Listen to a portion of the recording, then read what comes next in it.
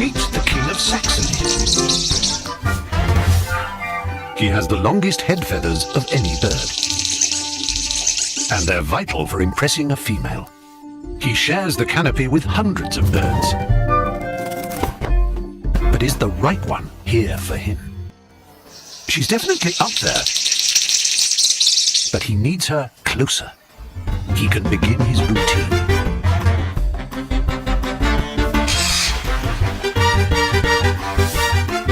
She'll judge him on everything. The length of his head feathers, how high he swings, and how he shakes them. The higher he scores, the more likely she'll choose him. It's decision time. So, is he the king of the swingers? It seems not. Oh well.